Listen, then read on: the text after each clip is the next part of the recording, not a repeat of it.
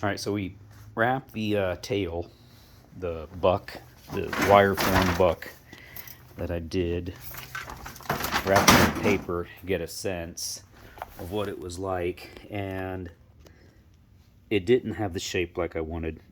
It was a little bit long for the car, and it didn't curve down, and I want a little bit of that curve. Maybe and maybe my eyes just don't work right. I don't know.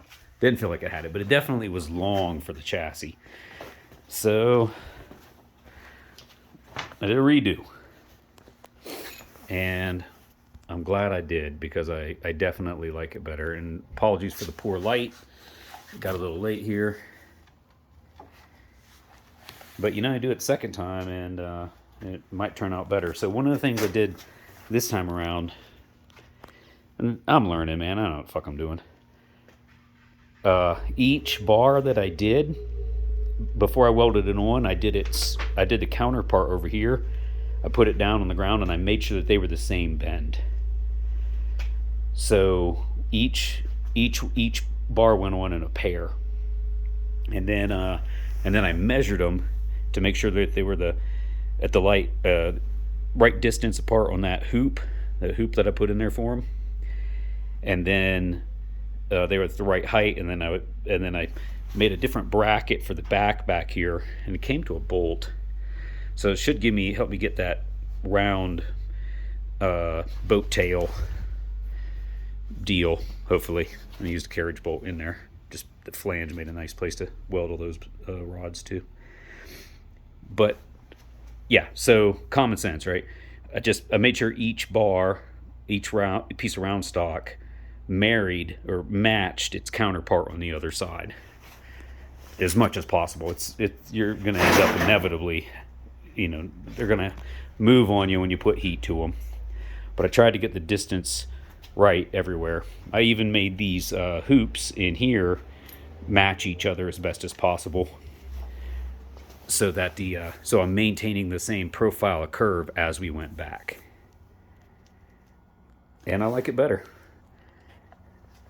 Now, another problem with this one, it was real big and bulky. It looked really large back here.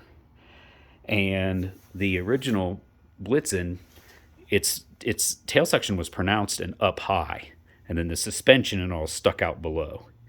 And it was definitely two different pieces. Like the tail sat up above this, so I'm trying to maintain that look as much as possible. So here, over here, that bottom part went down, and that was a hole I ripped in it to clear the intake. This version, it'll go above the intake, and the engine and everything will sit below it. So yeah, it's going to be a little bit exposed. I kind of would like for it to be hidden, but I'll paint everything black. It'll just be a black motor, so you can't really see it. I think Cobus even recommended that early on. And then I'll just black it out, and honestly, it'll help out with airflow. So won't have to worry about this thing overheating back inside a tail section. And then for a quick release, I haven't thought it through entirely, but if I make that rod, if I have a receptacle here, a piece of whatever it is, so that this slides into it, and then a pin, and then a couple of toolbox clamps just right up here off the frame, and then they just clamp down and just pull it in. And there's rod, you can't see it, but there's round stock that goes all the way down to the bottom. So a little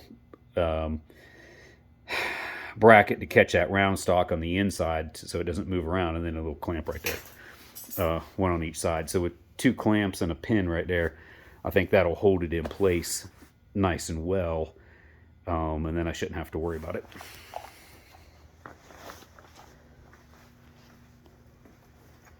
All right, now I'll cover it with paper, and hopefully I don't hate it.